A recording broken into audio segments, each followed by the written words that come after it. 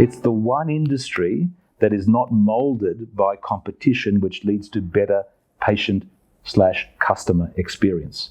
But that's changing, and it's changing very rapidly, and patients are demanding it. So if for no other reason than delivering a better customer experience, medical practices need to change.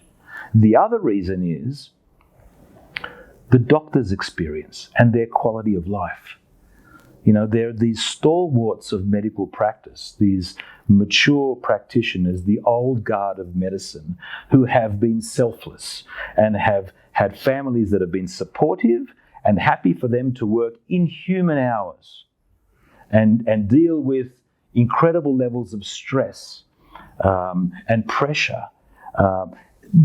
Emerging medical practitioners and families simply won't put up with that anymore.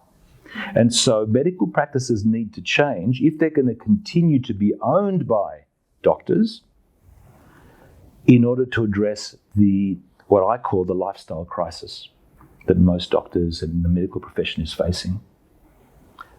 So what's going to drive changes? Transformational changes, dealing with and addressing the unmet and underserved needs of the patient, as well as the unmet and underserved needs of the doctor and their families.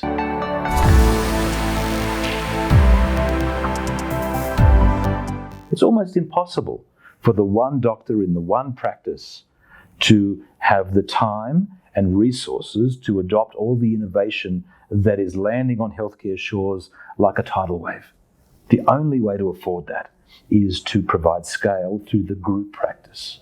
So instead of one, we're talking about 2, 3, 4, 5 principles, perhaps of the same discipline, whether we're talking dermatology or rheumatology or orthopedic surgeons, or even further, to really address the models of the future, the multidisciplinary practice, where you've got the orthopedic surgeon working with the rheumatologist and the spinal physician and so on and so on. So the broader the practice in terms of the engagement with patients and revenue being generated, the more able you are to afford to adopt innovative technologies.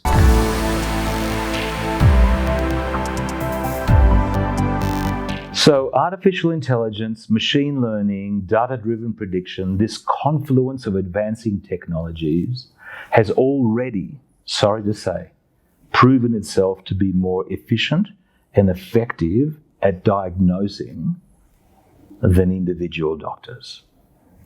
The bandwidth of these incredibly sophisticated machines that are processing, incredible amounts of data are far more effective at making a diagnosis than any individual doctor, no matter their experience, no matter their training, can ever be. And I'm sorry to say that. Having said that, what's important and really crucial in medicine is not so much the diagnosis. It's all those soft skills that patients have been asking for and demanding perhaps for generations but haven't been getting.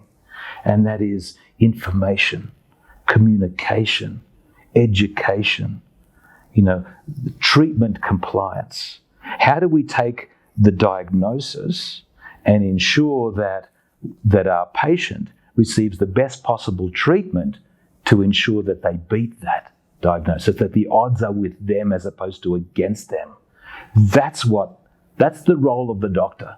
Should always have been, and definitely can be and should be moving forward. So, is AI a threat? Only if you consider yourself to be purely a diagnostician and you're not flexible enough to adjust to what medicine will need to shift into moving forward. So I see AI definitely not as a threat, but as a savior of the profession, as that link between what patients are demanding and not getting and what doctors can now be freed up to deliver.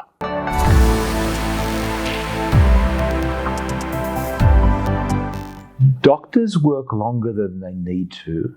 They work longer than they want to, simply because doctors have adopted this model for success which has served them well to a degree, but up to a point beyond which it starts to be a huge detriment to their lives. And that is work hard, work hard, work hard.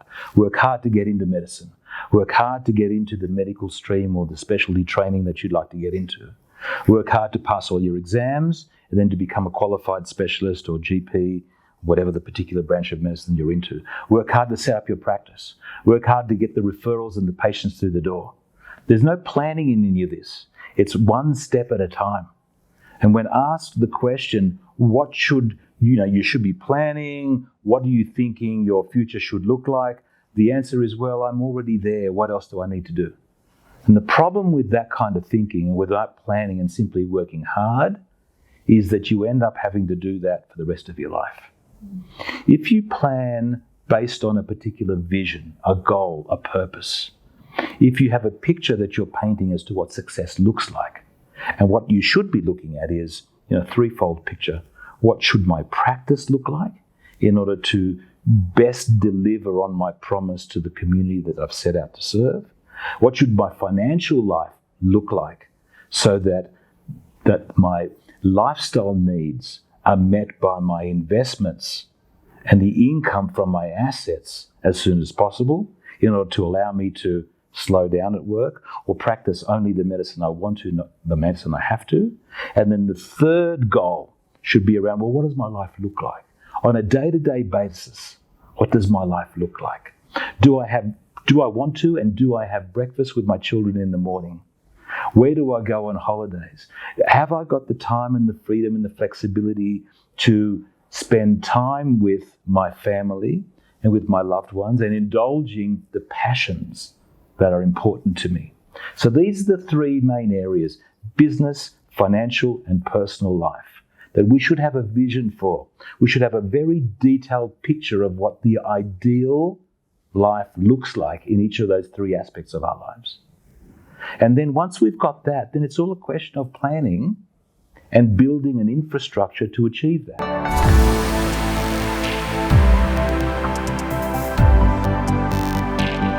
The most successful and the happiest doctors that I know, and there's many of them, are those that have said, I need the best accountant, I need the best financier, I need the best marketing consultant, insurance advisor, business consultant, and so on. To understand that specialization is important, not just in their field, but in the business and financial worlds as well. So how do you be happy in life? How do you succeed? How do you achieve goals? How do you be a great clinician as well as have a great life? My advice is lift your level of knowledge, learn about each of these disciplines, not enough to become a specialist, but enough to learn and understand the right questions to ask and how to best engage with a network of specialist advisors.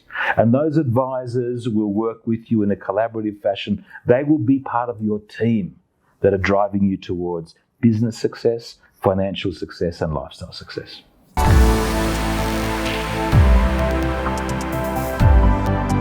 If you truly believe as a financial brand, as a business brand, that your products and services are of value to doctors, then you need to take on the responsibility of an educator so the doctors understand the relevance of what it is that you do in their lives and provide it, present it, deliver it in such a way that's empowering, that allows them to make the decision rather than it being sold to them that, yes, I need you in my life.